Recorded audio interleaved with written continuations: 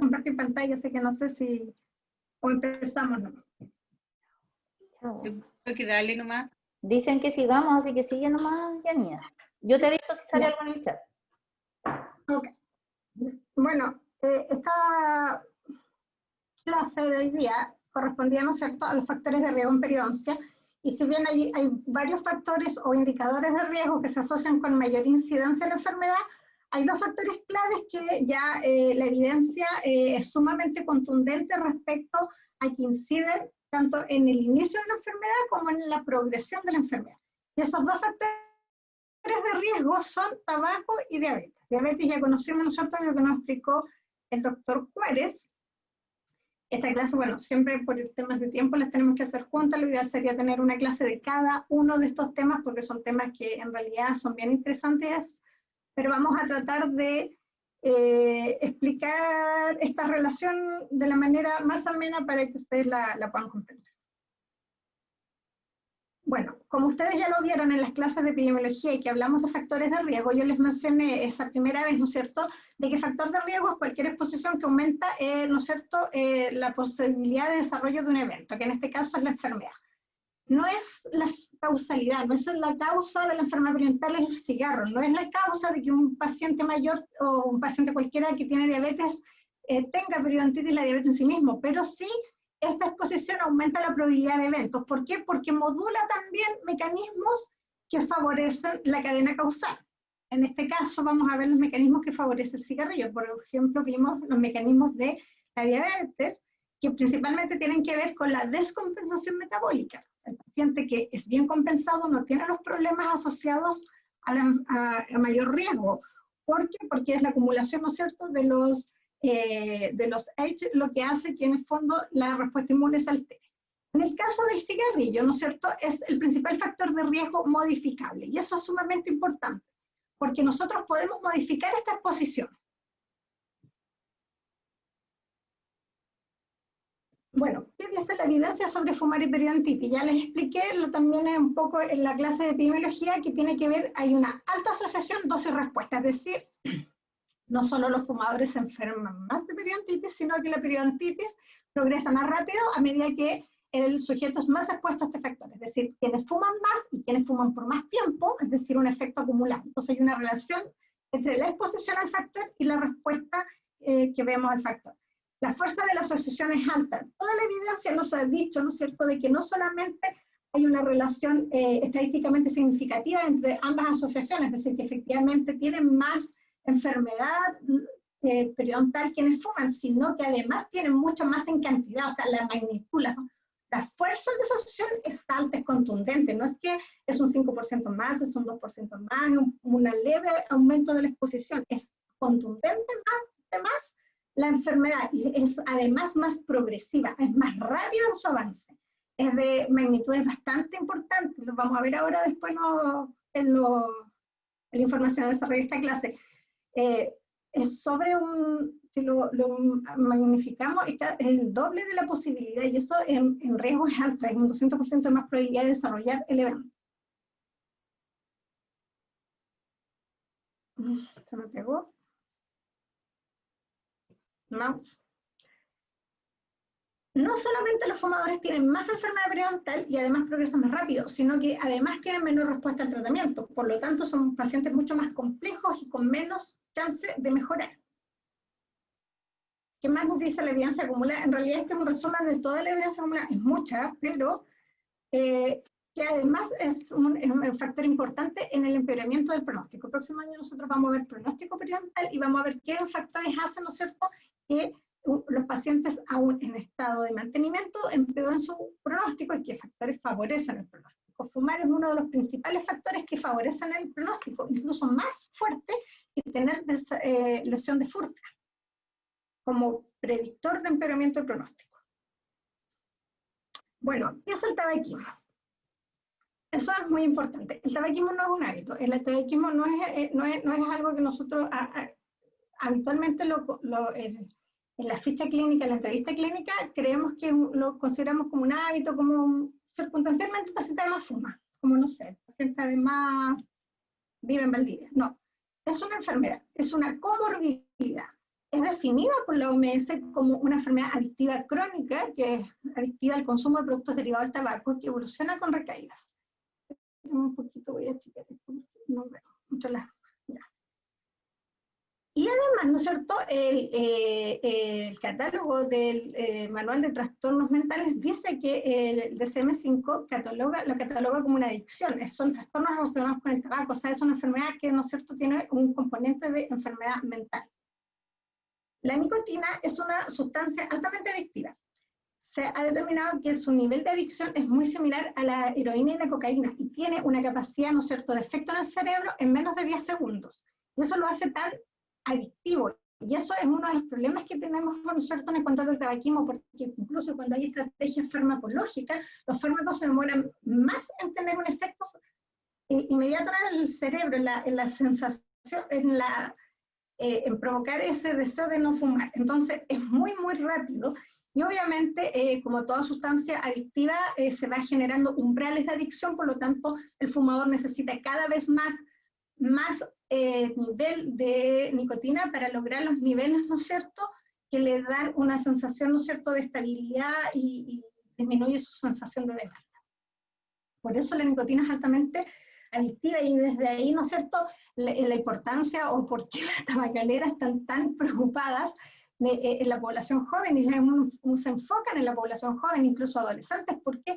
Porque saben que como es altamente adictiva, si los jóvenes y los adolescentes se inician a temprana edad en el tabaco, tienen mayor probabilidad, ¿no es cierto?, de ser adictos al tabaco, por ende ser esclavos de ello por siempre.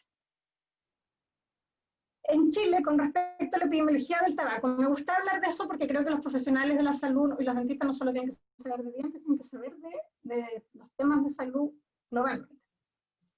¿Qué significa para el país el tema del tabaquismo? Chile es uno de los países donde hay mayor prevalencia de tabaquismo en Latinoamérica. Es sumamente preocupante la prevalencia de tabaco en Chile, a pesar de que Chile está suscrito a convenios, ¿no es cierto?, de control de tabaco hace bastante tiempo, y nosotros, ustedes han visto, ¿no es cierto?, todas estas campañas de ambiente libre de humo de tabaco, de eliminar, ¿no es cierto?, el consumo de tabaco en no sé, zonas cerradas, en que no sé, por los restaurantes, todo ese tipo de... Primero comenzó con el transporte público, o sea, todas esas estrategias y políticas públicas que enfocadas en reducir el consumo de tabaco, porque para Chile y para el país es muy caro el tema del tabaquismo. En Chile, más de 50.000 personas al año son diagnosticadas por enfermedad pulmonar obstructiva crónica. Es una enfermedad crónica, como dice la palabra, ¿no es cierto?, donde se va generando una disminución de la capacidad pulmonar y la gente termina, en el peor de los casos, dependiente de un tanque de oxígeno. Estos pacientes son pacientes que continuamente hacen enfermedades respiratorias, son pacientes que por ende tienen mayor licencias médicas, licencias laborales y obviamente tienen menos años de vida, en resumen, en general, con una población sana. Bueno, y otro tipo de problemas en Chile, asociado al tabaco, que más de 20.000 personas, ¿no es cierto?, se asocia a una enfermedad cardíaca asociada al tabaco, los accidentes, el aumento de accidentes cerebrovasculares en este grupo también es importante, y por supuesto los cánceres. Más de 7.000 personas suman los cánceres de pulmón y otros cánceres son asociados al tabaco. El tabaco es un factor de riesgo importante de múltiples cánceres, no solo el cáncer del pulmón, en nuestro territorio, en el cáncer oral y también en el cáncer de mama, y un montón más, ya no me acuerdo todos, pero es bastante importante. ¿Por qué? Porque tiene esta capacidad de ser un modificador epigenético, por lo tanto, la exposición al humo del tabaco modifica, ¿no es cierto?, la información intracelular y favorece la aparición de las neoplasias. Bueno, en el mundo es una de las principales causas de muerte prevenible, y eso es importante porque es prevenible. Entonces, tenemos que tener acción y tenemos que tener conciencia del problema y también de cómo prevenirlo. Y en Chile, la última encuesta nacional de salud que se dio pública nos determinó que la población mayor de 15 años hay un 33,3% de prevalencia de tabaco, muy alta. Bueno, ¿qué otros costos genera el tabaco? Como ya les dije, es un costo anual muy alto para el sistema de salud público y para el Estado, para todos nosotros, para todos los chilenos que pagamos impuestos, ¿no es cierto? Equivale al 0,8% de todo el Producto Interno Bruto, el gasto en salud asociado al consumo de tabaco, y el país gasta casi el 12% de su presupuesto de salud solamente en paliar complicaciones asociadas al consumo del tabaco.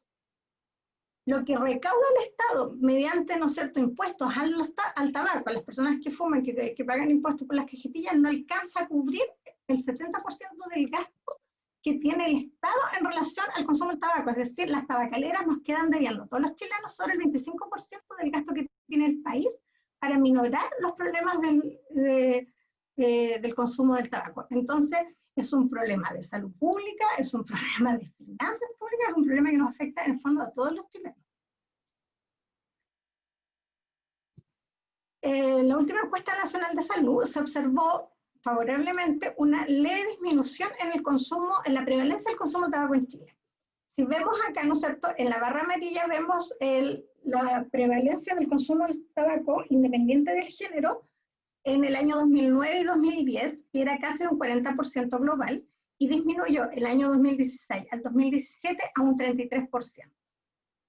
También podemos observar que hubo una disminución importante en el consumo tanto de hombres y de mujeres, pero más relevante en el consumo de mujeres.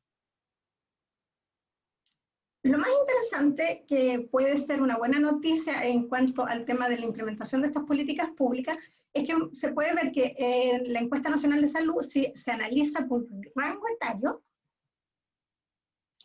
no sé, Lili, ¿se ve mi cursor? A ver, Sí, muévelo. se ve. Sí, se ve. Ya. Acá en el grupo, acá está dividido, ¿no es cierto?, por grupos de población. Los jóvenes de 15 a 19 años, 20 a 29, y adultos de 30 a 49, 50 y 65 más. Podemos ver que los grupos que tuvieron mayor variación y mayor disminución en el consumo de tabaco fue la población joven, y eso es una buena noticia. Y aquí nos habla, ¿no es cierto?, de la población sobre 30 años, que ya podemos asumir que es población que lleva ya harto tiempo fumando y que está altamente adictiva. Las variaciones han sido poco, por ejemplo, en las mediciones. Probablemente este grupo va a ser más difícil que disminuya su consumo, pero es una buena noticia de que los jóvenes están disminuyendo, incluso, sobre todo grupos entre 20 y 29 años. Es decir, pasó de una prevalencia de un 60% a un 41%. Realmente es bueno y esperemos que siga disminuyendo. Esta tendencia continúe. Bueno, ahora que hablamos un poco, ¿no es cierto?, de la epidemiología del tabaco, lo que constituye este gran problema de salud pública, les quiero mencionar un poco de lo que tiene que ver en el periodonto. Hay mucha información sobre el tema del tabaco en periodoncia. En realidad, en una clase no podemos poner todo, y tampoco el objetivo que ustedes como odontólogos general manejen todos los detalles, pero sí tienen que tener sumamente claro de que es un importante, pero muy importante, de una magnitud muy grande, aumenta las probabilidades de desarrollar periodontitis. Se ha determinado en distintos estudios, que les voy a decir distintos autores, por ejemplo, el riesgo relativo de 4. A medida que aumenta el estudio, la gente es más grande de la población, disminuye un poco estos riesgos. O sea, no es que disminuya el riesgo, se vuelve más exacto el indicador. Por ejemplo, esto es interesante. Incluso los exfumadores, el riesgo por el daño acumulado en el periodonto es de 1,68 sobre los que nunca han fumado. Entonces, la exposición al tabaco no es solamente inmediata cuando te expones al tabaco, sino el tabaco tiene un efecto acumulado, bueno, sobre todo el cuerpo sistémicamente, pero hablando directamente sobre el periodonto también. Y vamos a ver después, porque tiene que ver con esta modificación que tiene sobre los epitelios. Los fumadores ligeros, es decir, los que fuman menos de 10 cigarrillos al día, tienen un riesgo relativo de perder inserción en el tiempo versus los no fumadores de 2,05. Quienes son fumadores de más de 10 cigarrillos al día aumentan este riesgo, que es el doble, o sea, más que el doble. Entonces es muy importante, 4,75, quienes fuman más de 10 cigarrillos al día. Esos son los datos que se obtuvieron a través del análisis del ANIS, que ya un poquito antiguo, ya más de 10 años. Grossi nos decía que el riesgo de pérdida ósea en pacientes fumadores pesados que tienen periodontitis es 7 veces más que quienes tienen periodontitis y no son fumadores. Este es un muy interesante artículo, fue publicado en el Tobacco Control en 2017, y me gustó mucho, y es para que ustedes dimensionen el efecto del cigarrillo. Estudió cuánto más aumenta el fumar el desarrollo de gente que tiene periodontitis. Es decir, solo si le agregas el hecho de fumar, cuánto más riesgo hay. Es muy interesante epidemiológicamente hablando, y es les voy a explicar.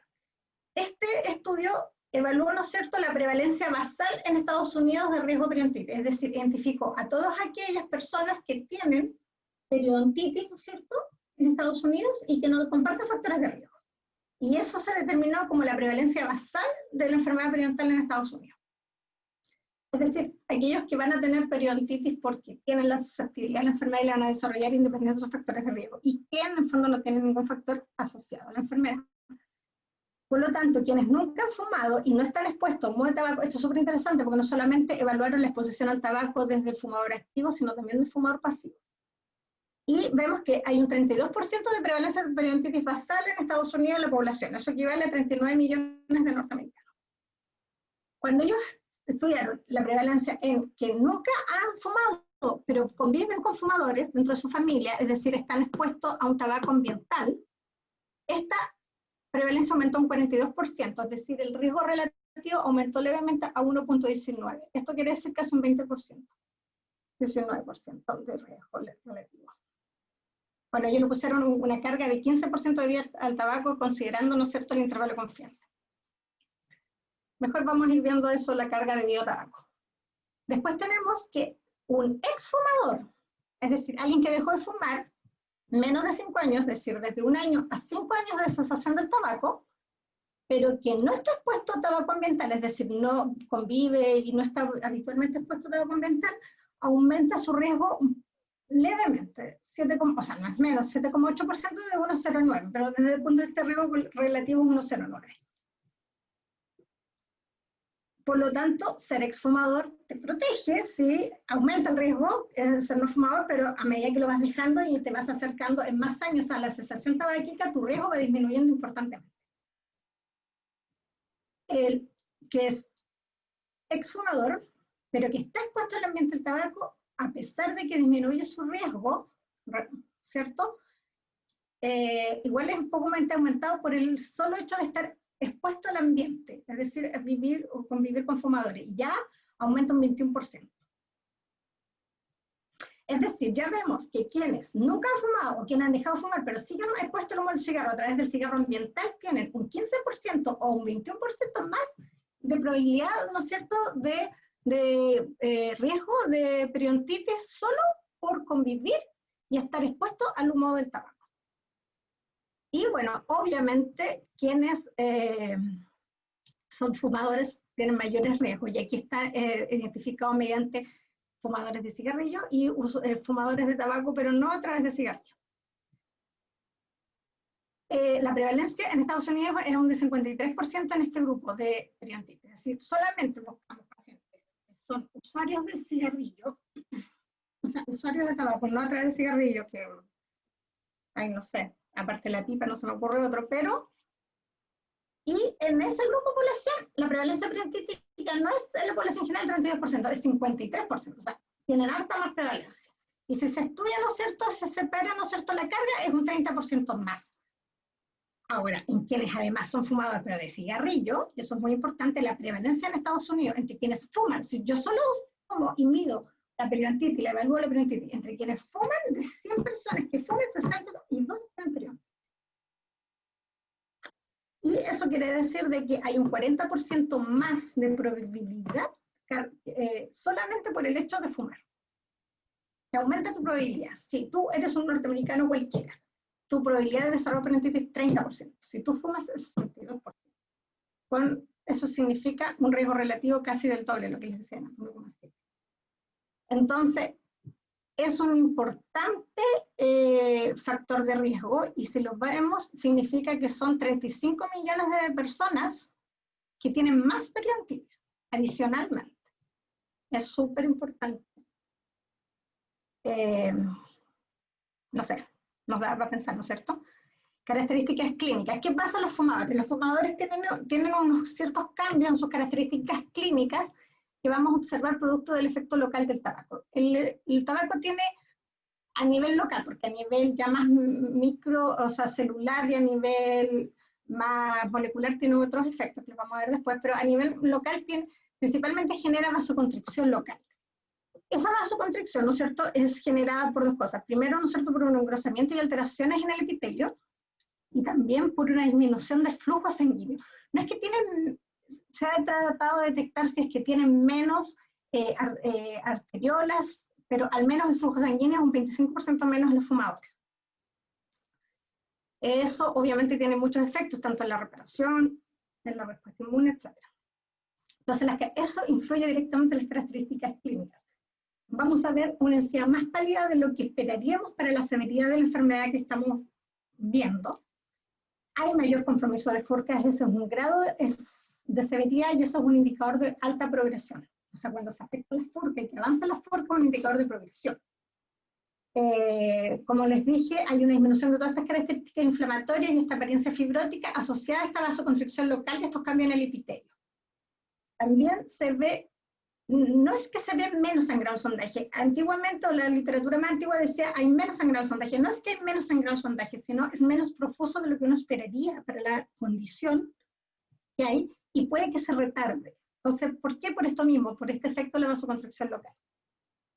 Se ha descrito mayor presencia de recesiones gingivales. En eso no estoy tan segura, porque también eso tiene que ver un poco con el biotipo de los pacientes, pero porque además, por ejemplo, tienen sacos más profundos. Y antes se describía que los sacos más profundos eran en general por palatino, porque tenía que ver cómo suavizaba el cigarrillo, el efecto del humo. Pero finalmente se ha detectado que los sacos más profundos están en todos lados, porque además tienen compromiso fuerte. Y lo que sí es indiscutible es que las personas que fuman pierden más dientes que los que no fuman. Pierden más dientes sin tratamiento y pierden más dientes a pesar del tratamiento. Bueno, y ahora les voy a explicar como a nivel más micro qué es lo que pasa, que en el fondo se explica por qué las personas que tienen fuman tienen más enfermedad periodontal y más severa y más rápida, de avance más rápido. El humo del cigarrillo, ¿no es cierto?, una de sus principales acciones o mecanismos patológicos es a través de las sustancias reactivas de oxígeno. Las sustancias reactivas de oxígeno, ustedes saben que están presentes en todos los mecanismos celulares. El humo tiene dos componentes, los componentes particulares y los componentes gaseosos. Estos componentes no son capaces de ser filtrados por los filtros. Y estos componentes tienen características citotóxicas, carcinogénicas, antigénicas y mutagénicas. Bueno, todos estos en su conjunto se asocian al desarrollo y la instalación de más patología asociadas al consumo del cigarro. Sin embargo, a nosotros nos van a importar mucho estas alteraciones antigénicas y mutagénicas, porque eso quiere decir que los componentes del humo del cigarro son capaces de alterar la respuesta celular a través, ¿no es cierto?, no sé cómo decirlo simple, pero es alterar a nivel del núcleo de la célula la expresión genética. Por lo tanto, al alterarse la expresión genética, la célula cambia sus patrones, altera patrones de señalización intracelulares que se expresan, por ejemplo, en los mediadores de inflamación, que se expresan, por ejemplo, en el caso de los que son cancerígenos, en inicio de displasia.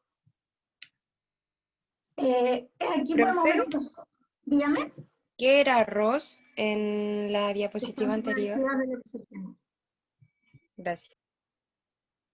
Bueno, hay toxinas, por ejemplo, por eso les dije, ¿no es cierto?, que los componentes del cigarro tienen propiedades carcinogénicas, mutagénicas. Hay unas que son específicamente inmunomodulatorias, como la nicotina, el monóxido de carbono, ¿no es cierto?, las sustancias reactivas al oxígeno y otras. Hay otras, ¿no es cierto?, que incrementan la adicción y que tienen un efecto muy, muy específico a nivel cerebral, ¿cierto?, principalmente la nicotina. Y bueno, ya que hay una lista impresionante de elementos carcinogénicos que tiene el humo del cigarro. ¿Qué genera a nivel, ¿no es cierto?, de la respuesta inmune que se expresa como mayor enfermedad periodontal? Es que genera una disfunción inmune. Es decir, la respuesta inmune no es eficiente y no llega a ser resolutiva. Por ende, se instala la inflamación crónica. Nosotros tenemos que recordar que en las células, todo esto pasa por la exposición de las células epiteliales al humo del cigarro. Recuerden que en nuestra boca, nuestras mucosas están cubiertas por células epiteliales, ya lo vimos, ¿no es cierto? todo lo que es nasofaringio, por eso vemos después el tema de los cánceres pulmonares, también son alteraciones epiteliales, y la inhalación del cigarro, o sea, todo el tracto superior que se inhala con el acto de fumar, se expone, ¿no es cierto?, a esta acción directa del humo del cigarro, y esta acción directa está generando alteraciones en las células epiteliales, mediante, ¿no es cierto?, en el fondo un mecanismo epigenético que logra, ¿no es cierto?, cambiar los mecanismos de transcripción celular. Las células epiteliales tienen un importante rol en la inmunidad. Las células epiteliales y también generan inicio de mediación inflamatoria de la respuesta innata, son capaces de coordinar un poco, y están las células dendríticas en el epitelio. Las células dendríticas son estas células, ¿no es cierto?, sentinelas, que son capaces de identificar a los patógenos y que nos hacen este mecanismo de unión de la respuesta innata con la adaptativa o adquirida, y por lo tanto se monta la respuesta después adaptativa gracias, ¿no es cierto?, a la presentación antigénica comandada por las células dendríticas. Entonces, todas estas alteraciones en estas células, en estos epitelios, son importantes y van a hacer que nuestra respuesta inmune sea más deficiente. Me voy a admitir aquí a alguien porque me está molestando. Entonces, por ejemplo, las sustancias reactivas del oxígeno son capaces de peroxidar los lípidos. Los lípidos, ustedes saben que son un importante componente de la membrana celular, ¿no es cierto? Y genera activaciones de vías sensibles y generan daño directo sobre el DNA. Hay activación de citoquinas inflamatorias como interleuquina 8 y factor de necrosis tumoral, que genera reclutamiento de células inflamatorias crónicas. Esta activación ocurre a través de activación a las células epiteliales. Entonces, las células epiteliales se activan por la respuesta inmune, pero se activan mucho más. El humo del cigarro genera alteración en la respuesta de las células T helper. Y eso se ha visto, por ejemplo, que la respuesta del tipo TH1 disminuye un poco esta respuesta, se incrementa la respuesta TH2 y también se incrementa la respuesta TH17, incluso por la autoinmunidad. La TH2 y la TH... Bueno, estos tres mecanismos sabemos que son súper importantes en la fisiopatología de las enfermedades periodontales. Y justamente son capaces, ¿no es cierto?, del humo del cigarro alterarlas. ¿Por qué? Porque estos son mecanismos, ¿no es cierto? Ustedes saben que las células TH son las células de la inmunidad adaptativa, ¿no es cierto? La respuesta inmune ya más desarrollada. Ahora con el virus y con la pandemia se ha hablado mucho de inmunología hasta en la tele, entonces las células, ¿no es cierto?, que son capaces de que reconocen, ¿no es cierto?, los antígenos y montan esta respuesta bien específica. Ya lo dije, respuesta inmune, autoinmune incrementada también, y suprime o modifica la respuesta a factores de virulencia, y eso es sumamente importante también, porque no solamente por un lado hace que sea una respuesta hiperinflamatoria, como vimos por ejemplo en la diabetes, pero mediante otro mecanismo, sino que también hace que la célula se vuelva más tonta, porque la célula le altera su DNA y le altera su expresión, por lo tanto disminuye su propia batería que tiene para suprimir y ser capaces de evadir los factores de virulencia de los microorganismos. Acá tenemos un resumen entonces de los mecanismos que tiene el humo del cigarro para alterar y modular la respuesta inmune. Tenemos tres mecanismos importantes. Tres, no se nos olvide. Primero, hay una activación, ¿no es cierto?, a través de las células epiteliales, ¿no es cierto?, de la inmunidad innata, y de células de la inmunidad innata como las dendríticas. Y esto genera una cascada, ¿no es cierto?, de mediadores inflamatorios de la fase aguda. Esto genera una expansión, ¿no es cierto?, de la respuesta local de macrófagos, ¿no es cierto?, y se instala en el fondo una inflamación crónica. Aquí dice aéreo porque esto este es un artículo que explica la alteración inmune a nivel de la vía aérea, pero en nuestro territorio es lo mismo porque es la misma mucosa, o sea, son epitelios. Y supresión, ¿no es cierto?, por otro lado, suprime la respuesta inmune e innata de los pederos a las bacterias. Recién se lo expliqué, ¿no es cierto? Porque disminuye, por lo tanto, aumenta la susceptibilidad a la colonización y a la infección. Y eso se explica por qué, por ejemplo, en los fumadores se ha identificado que incluso en profundidades de saco menores tienen más número de patógenos. Si yo comparo, por ejemplo, en 3 milímetros yo puedo ver en una persona sana no importante número de patógenos parentales, y en un fumador puedo encontrar un número importante asociado a enfermedades a la misma profundidad. ¿Y por qué? Porque son mucho más susceptibles a estos patógenos. Bueno, y porque sean condiciones ambientales locales que favorecen, ¿no es cierto?, los patógenos. Y por otro lado, a una alteración, ¿no es cierto?, de la respuesta a los autoantígenos. Y eso es súper importante, porque la respuesta inmune tiene que ser específica para lo ajeno, para que sea una respuesta efectiva. Y cuando es una respuesta, empieza a desarrollarse alteraciones. Una de esas es que no reconozca lo propio.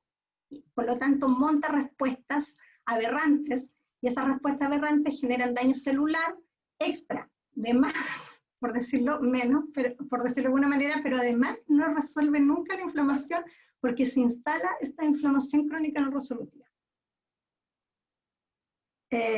Bueno, resumiendo, entonces los compuestos del humo del cigarro tienen acción directa en activar vías de señalización involucradas en la regulación de la respuesta inflamatoria, el ciclo celular y el gene al interior de la célula. O sea, el interior de la célula altera, ¿no es cierto?, la transcripción a la respuesta, o sea, todo lo, porque la célula para que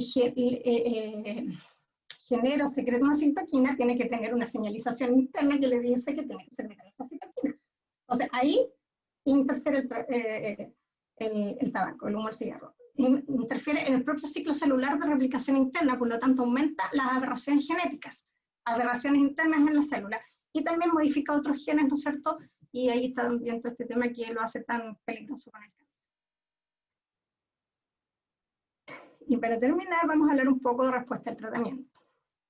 No voy a ser muy específica, esto lo podemos ver más en cuarto año, pero los fumadores responden menos a la terapia periodontal, sea quirúrgica o no quirúrgica. Con mayor razón incluso a la quirúrgica, porque la cicatrización es pésima y el cigarro y otro mecanismo que otro día podemos hablar, altera todos los mecanismos de cicatrización, principalmente a través, ¿no es cierto?, de que hay menos vasoconstricción, por lo tanto ustedes saben que una buena reparación necesita una buena irrigación sanguínea y de ahí para adelante. Las cirugías de cobertura radicular tienen mucho mayor tasa de fracaso en fumadores. Hay mucho mayor proporción de sacos residuales después del tratamiento periodontal, es decir, se resuelve menos efectivamente, un 30% menos que una persona que no fuma. Y obviamente tiene una acción directa sobre la acción de los fibroblastos, y los fibroblastos, que son los componentes de la célula epitelial, son súper necesarios para la reparación. Los fibroblastos tienen tanto un rol importante en el inicio de la inflamación, pero también tienen un rol sumamente importante en la reparación. Pero si los fibroblastos están expuestos a inflamación, no puedes reparar. Y como el humo del cigarro es capaz de alterar, ¿no es cierto?, y generar y promover inflamación, ahí se puede observar por qué hay problemas también en la respuesta al tratamiento. Bueno, recomendaciones, siempre identificar las características de la exposición al humo del tabaco en la evaluación rutinaria de sus pacientes. Esto lo vamos a pasar rapidito porque tengo otra presentación, si me permite, para hablar un poco más del manejo del paciente tabáquico. Bueno, siempre tenemos que informar sobre el riesgo que implica, incorporar siempre en el plan la consejería y las derivaciones pertinentes, y siempre considerar esto sobre la respuesta al tratamiento, es decir, informar al paciente sobre el hecho de que él fume, lo que implica en su tratamiento periodontal. Voy a ponerme esto porque me es importante prender la tele cerca. Bueno. Doctora. ¿Me escuchan bien? Sí, se Dígame. escucha. En la clínica, ¿los compañeros igual hacen las derivaciones pertinentes antes de tratar? Porque me imagino que a todos los pacientes ¿Te refieres? como, no sé, al cardiólogo o algo así. Bueno, deberían. Deberían. Vamos a conversar un poco de eso ahora, en la presentación de consejería, pero me gustaría saber si quedó alguna duda sobre esta otra presentación. Bueno, lo único es que cada vez quedan menos estudiantes, así que parece que la clase cada vez se pone más aburrida. No, están los mismos, Janina. ¿Están igual? Sí, profe, todavía estamos acá. Ya. Y aquí estamos.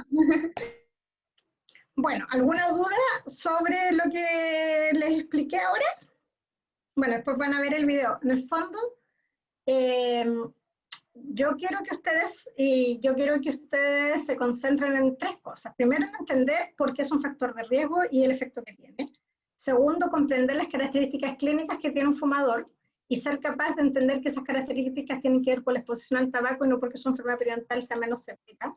Y probablemente que puede que sea mucho más severa de que lo que nosotros vemos simplemente al ojo. Y cuando nosotros examinemos con la sonda nos vamos a encontrar con profundidades mucho más grandes de lo que nosotros vemos en la inflamación. porque es una inflamación como más, está más disminuida. Por lo tanto, y como les enseñó la doctora Bertrán, el examen clínico debe ser completo y obviamente con un análisis periodontal completo con el periodontograma. También entender y saber de que es importante pesquisar el tabaco en todos los pacientes y anotar todas las características de la exposición. Cuánto fuma, desde cuándo fuma, todo. Los pacientes no nos podemos quedar con, ¿usted fuma sí o no? Es suficiente. ¿Ya? Porque obviamente el daño que se genera también tiene que ver con la exposición. Y no sé, ¿algo más? ¿Alguna duda?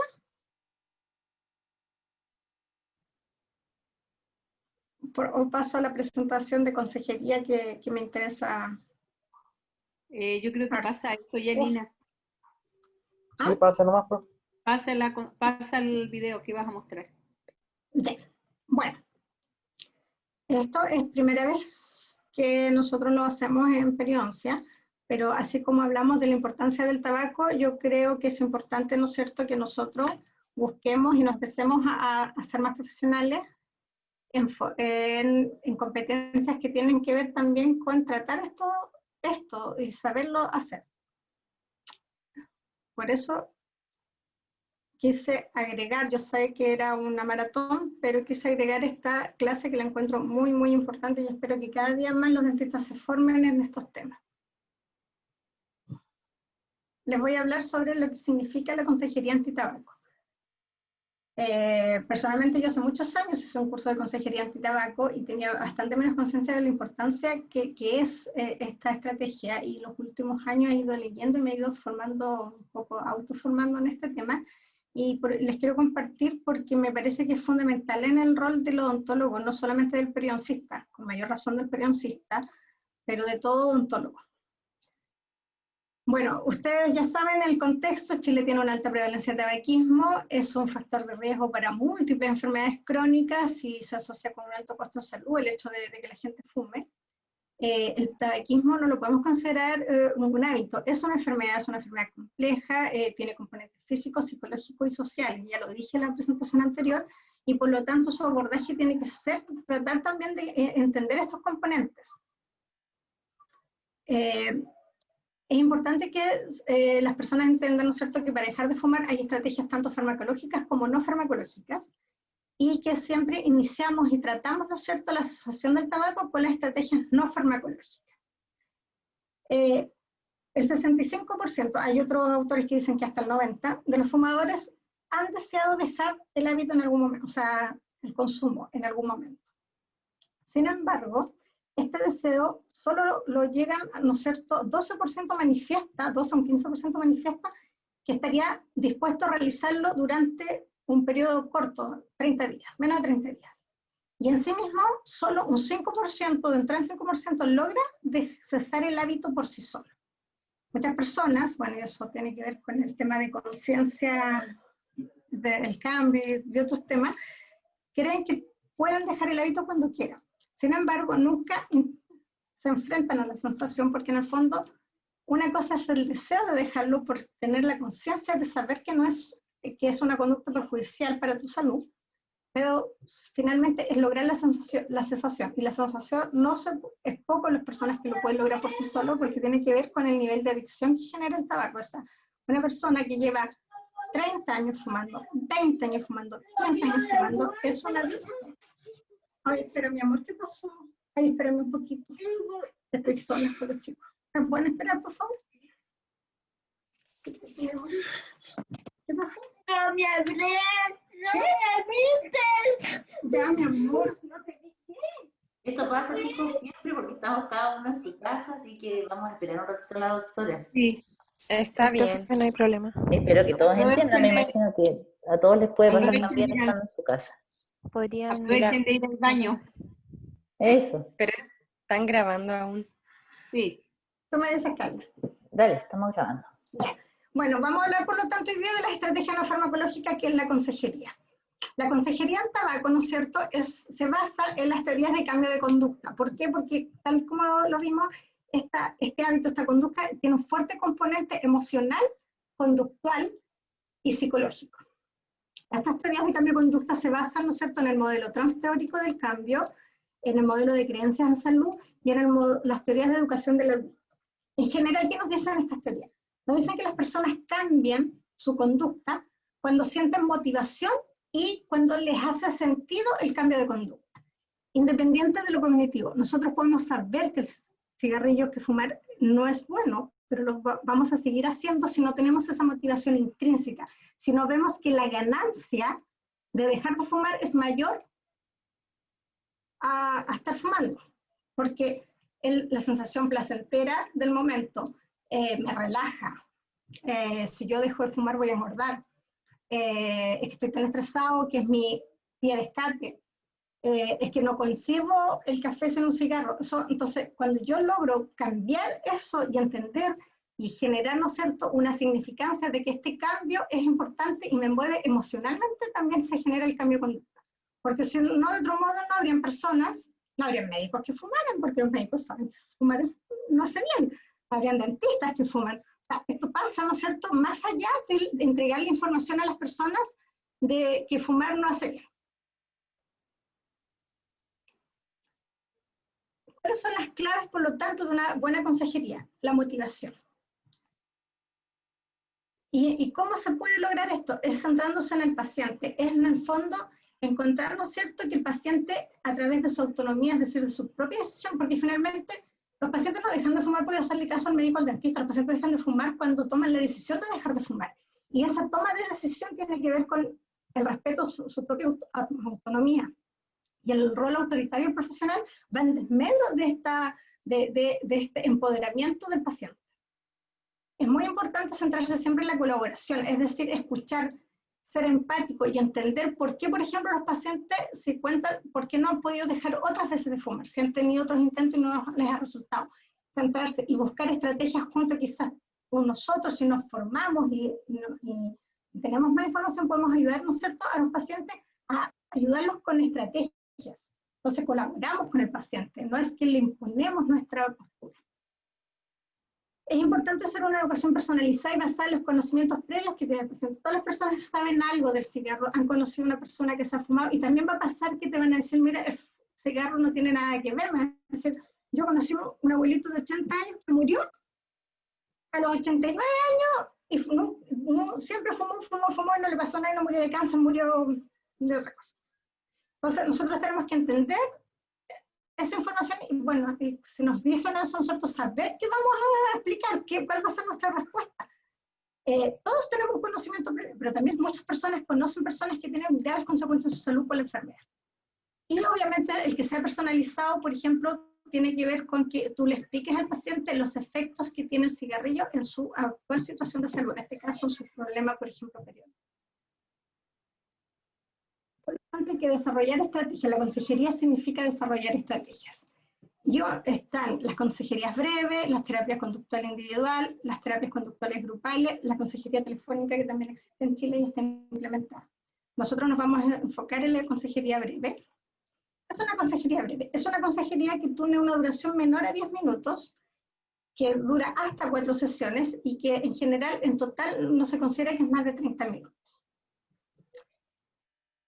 Cuando nosotros explicamos a un paciente y hacemos una consejería de menos de 3 minutos, se denomina consejería mínima, y eso es poco efectivo. Se ha determinado que la efectividad es de los 3 a 10 minutos, me equivoqué en la transcripción, de 3 a 10 minutos.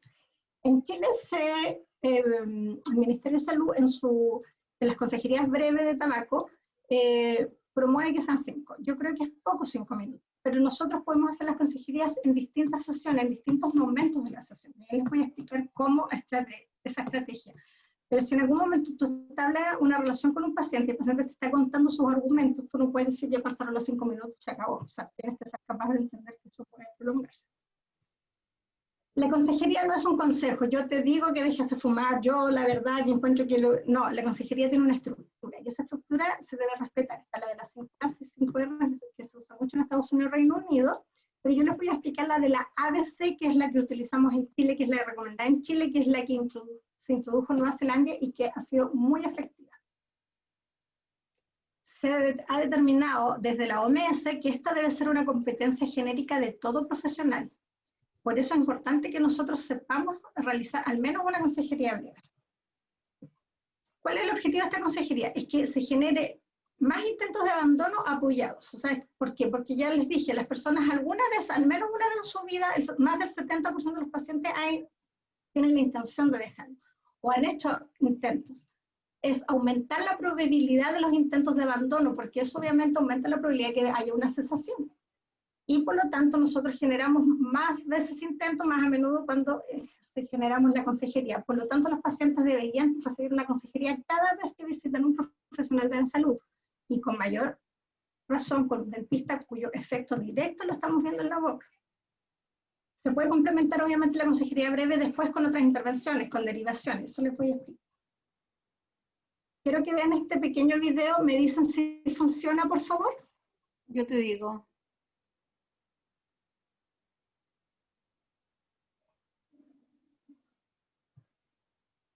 No se escucha. No se escucha. ¿No se escucha? No. ¿Y por qué antes cuando probamos se escuchaba? ¿Puedes hacer un cambio en el Zoom? Espérate. Ay, espérame un poquito. El otro. ¿Qué es lo que hiciste delante? Delante probamos y... hice algo acá, espérate. Ay, ay, ay. Profe, quizás es porque ahora está con audífonos. Ahora voy a volver a compartir.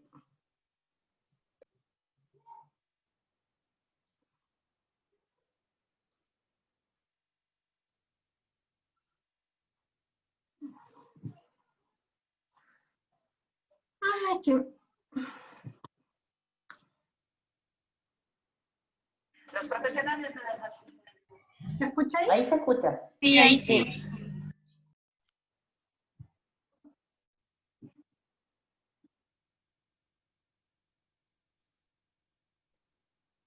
Ahora no. No, yo tampoco lo escucho.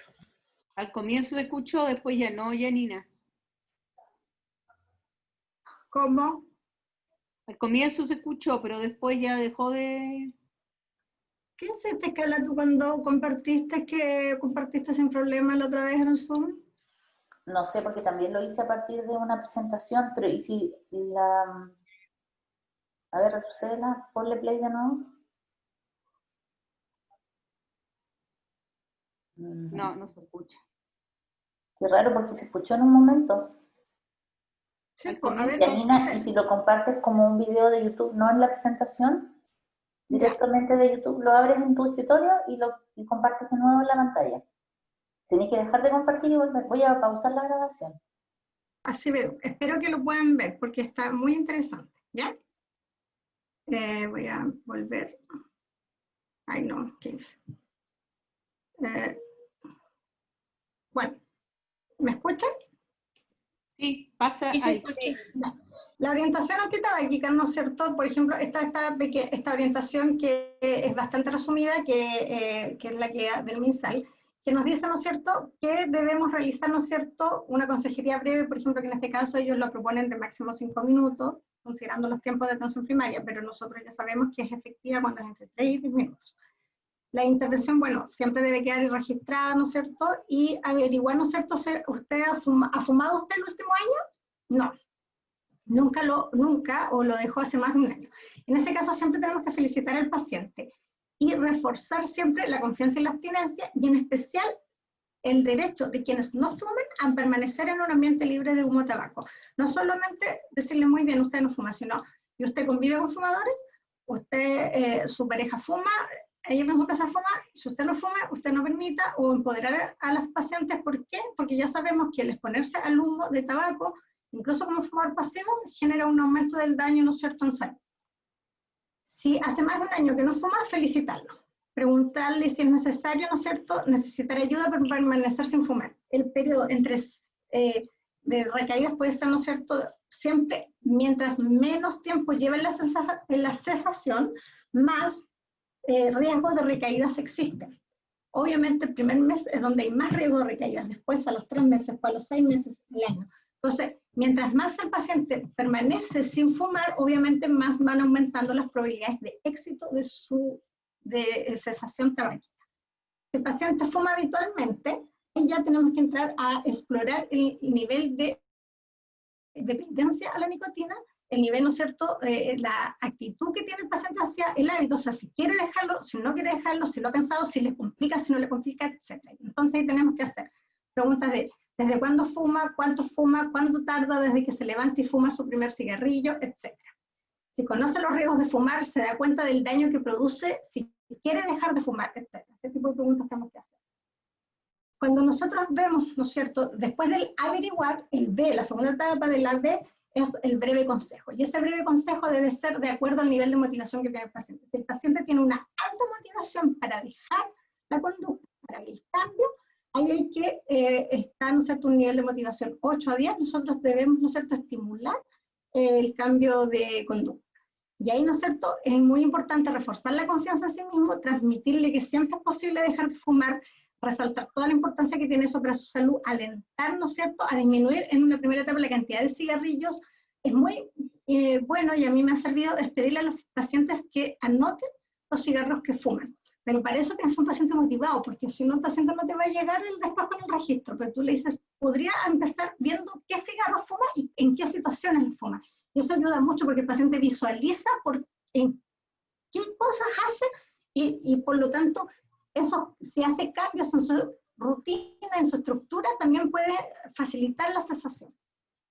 Informarles siempre acerca de los riesgos de los síntomas de abstinencia y ofrecerle, ¿no es cierto?, cómo lo podría manejar. Y negociar con el paciente, si es posible, un plazo para iniciar la abstinencia, el famoso día D, el día de dejar de fumar. Si el paciente planea dejarlo, pero en poco tiempo, de un periodo de 6 meses, dice, no, sí, yo de verdad, pero quizás aquí a fin de año, aquí cuando termine el semestre, etcétera, ¿no es cierto?, es reforzar nuevamente por qué es importante dejar de fumar y también, ¿no es cierto?, explicarle de que no es necesario estar enfermo para dejar de fumar, o sea, que lo puede hacer antes. Y personalizar el consejo igual, incentivarlo también a que lo converse con su círculo íntimo, con su familia, con su pareja. Es más difícil dejar de fumar cuando tú estás en un ambiente expuesto al cigarro constantemente. Por ejemplo, si la pareja fuma, si en la casa fuman, obviamente eso va a ser una barrera o una dificultad para el paciente. Entonces hay que ver de que si tienen la opción de conversarlo con su familia, si están dispuestos otros miembros de la familia, por ejemplo, a acompañarlos en esto. Por ejemplo, si fuma una pareja, tu pareja está disponible también para dejarlo y lo hacen juntos, y es una estrategia en pareja.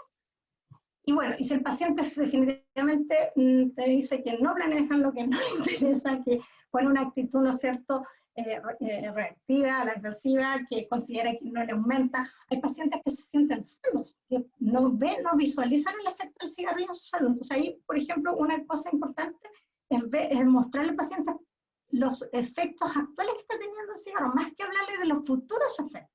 Y qué pasa quizás te cansas cuando juegas fútbol, tú haces deporte o dejaste de hacer o haces menos deporte que antes, te sientes más agotado en la tarde, tienes problemas en la noche, te despiertas con tos, tienes tos nocturnas, etc. Tu problema de salud, mira el tema de la litosis, el problema de esta periodontal que tienes también, etc. Informarlo y buscar la estrategia de que sea, ¿no es cierto?, esa información sea recibida. Entonces eso incluso puede estar entregándole algo para que lo lea después si es que no te quiere escuchar en ese momento.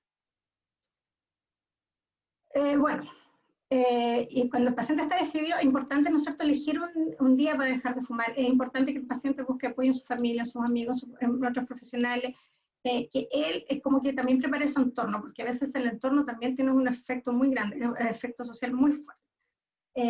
Explicarle que los primeros días van a ser los días más difíciles, y a medida que aumente el tema, va a disminuir esta sensación de abstinencia, y que pueden aparecer alteraciones de sueño, irritabilidad, pero que todas esas son pasajeros y que incluso si son muy complejos se pueden tratar. Un médico de familia completamente puede fácilmente, ¿no es cierto?, tratarlo mediante un ansiolítico por un periodo de 30 días, no es nada tan complejo. Allí está más estructurada la estrategia ABCD. Como les dije, averigüe, breve consejo y cesación, es decir, darle estrategias de cesación.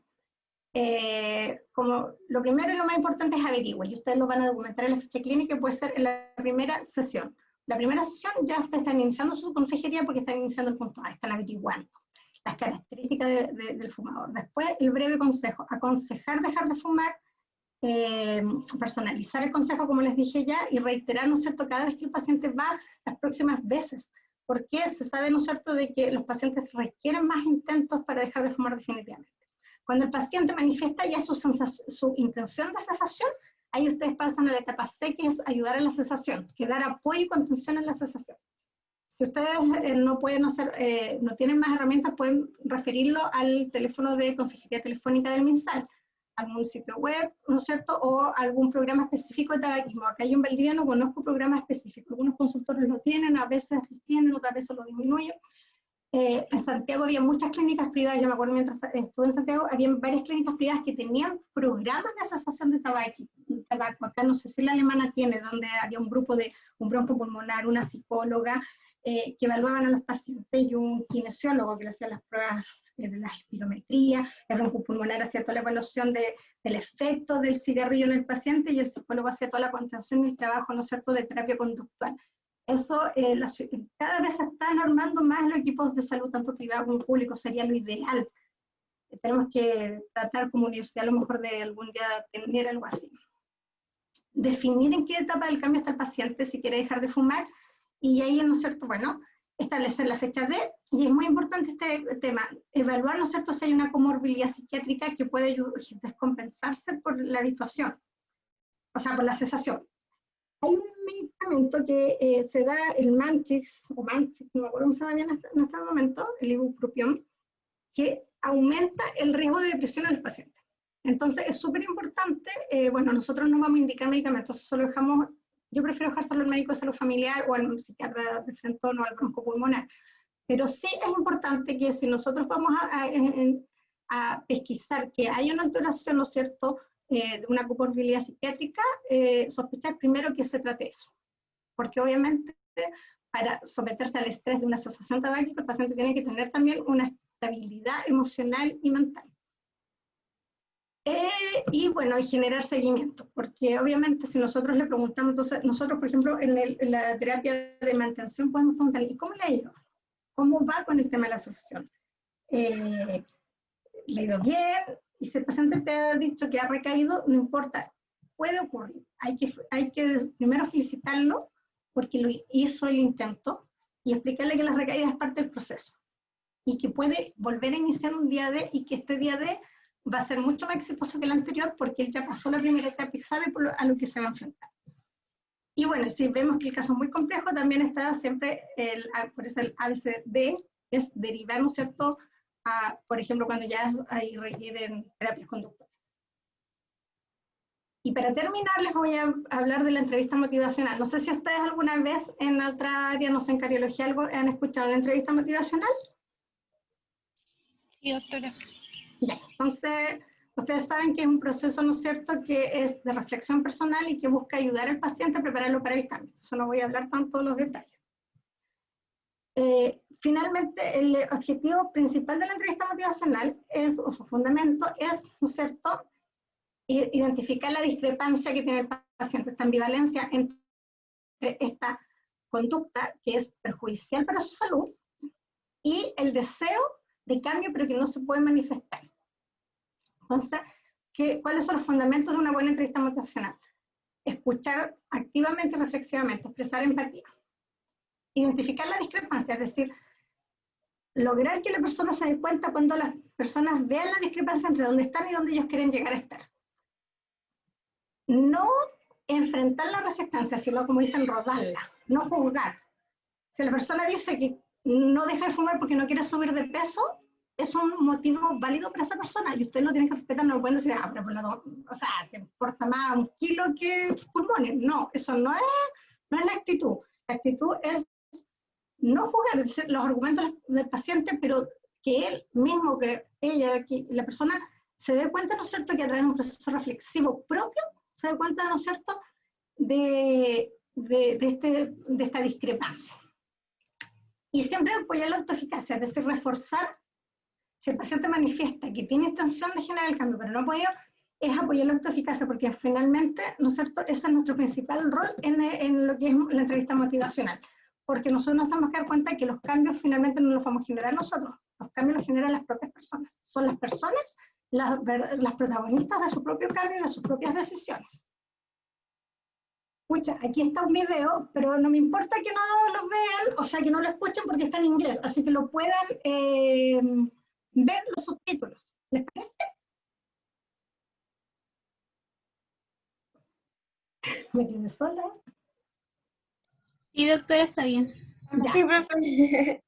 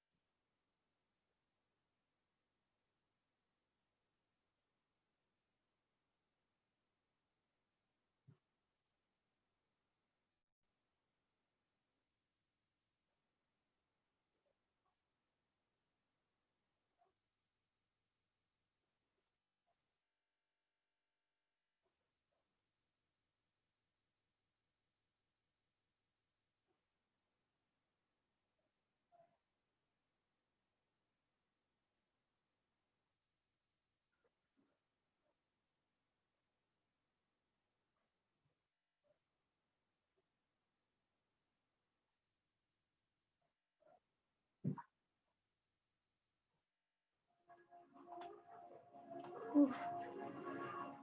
Perdón, admití a alguien y se paró el video.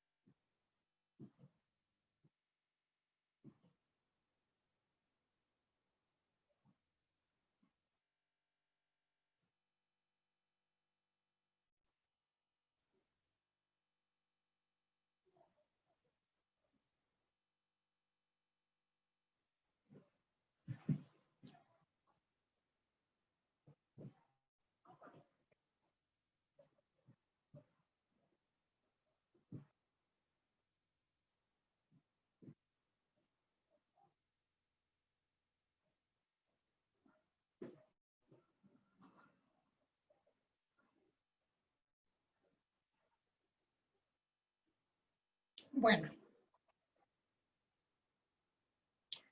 Ay, perdón. Quiero pasar a la siguiente. No, antes de ponerle esta siguiente, me gustaría la opinión de ustedes. ¿Qué me observaron en el video? ¿Ustedes creen que esa señora va a dejar de fumar? No, yo creo que la puso incómoda y de hecho la señora como que estaba pidiendo la ayuda a ella misma y ella no fue capaz de ayudarla y los consejos que le dio eran muy vagos y nada de como de empatía al respecto, como que le dijo deja de fumar y deja de fumar porque sí, porque te hace mal. Y eso fue todo, entonces como que la puso incómoda y no la ayudó. No la escuchó, no generó escucha activa. Solo habló con la doctora y le dijo todo lo que ella como doctora quería decirle, pero no escuchó las razones y los motivos por los cuales la señora fumaba. ¿Alguien más? Porque la mayoría de los usuarios sabe los métodos que existen para dejar de fumar. Pero Bueno, no es, todos, es otra pero cosa la que... termina, sí. Termina la idea, perdón. ¿Quién estaba hablando? Que no veo. Así que, le, que le da como la información como, no sé, pero no sin psicología, sin nada, nada respecto, o sea, entonces no logra la conexión con el paciente. Yo veo igual Eso. que en la paciente, si bien, o sea, ella como que dice que ha pensado en dejar de fumar, pero no como que quiere hacerlo ahora. O eso es la sensación que me da, porque igual como que pone más excusas, que es Sí, porque difícil, todo el rato es lo mismo. dice como si sé. Claro, pero no está como 100% dispuesta, o sea, quizás lo haría en este caso por su hijo, pero no es como que ella quisiera hacerlo. Claro.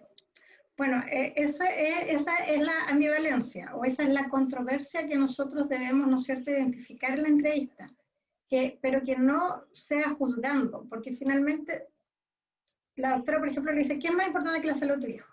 O tú sabes que le estás haciendo, porque en el fondo le está diciendo que ella está enfermando a su hijo porque fuma, ¿cierto?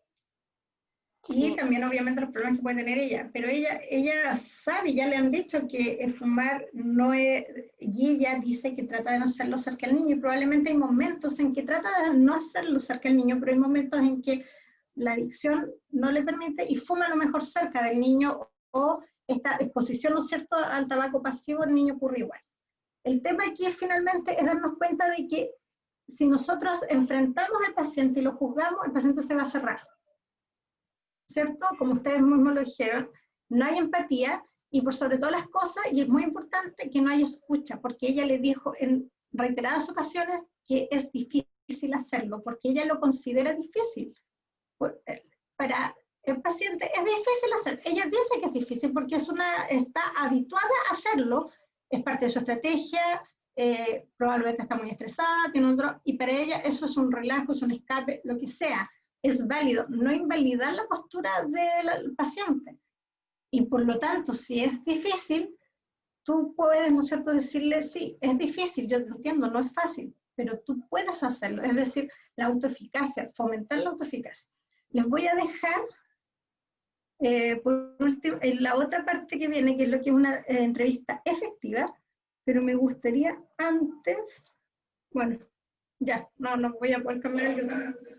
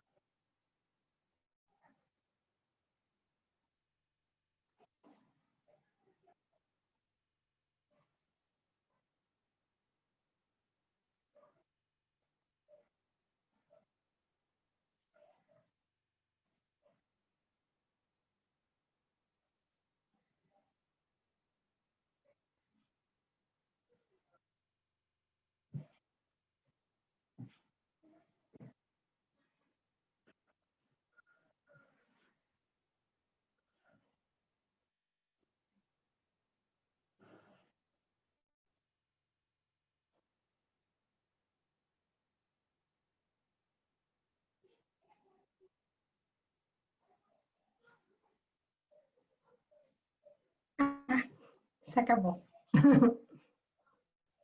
¿Están ahí todavía? Estamos. Sí, doctora, aquí estamos. Ya. Sí, es que no me di cuenta que a la presentación no le puse fin. Le hice ese video y de ahí se acababa, no le puse abajo el fin. Pero bueno, esto yo sé que fue largo hoy día y fue intenso, pero esta era mi intención de complementar la clase de factor de riesgo con algo concreto que podemos hacer en la clínica para efectivamente disminuir este factor de riesgo. Espero que les haya gustado. Lamento que no se hayan escuchado los videos porque aunque sean en inglés, igual es más entretenido escuchándolo. pero voy a subir al menos el video de la española en el Cibeduc, porque además está enfocado a los dentistas, así que eso era como interesante. Corta Gracias, nomás la Andrea. presentación, Carlita.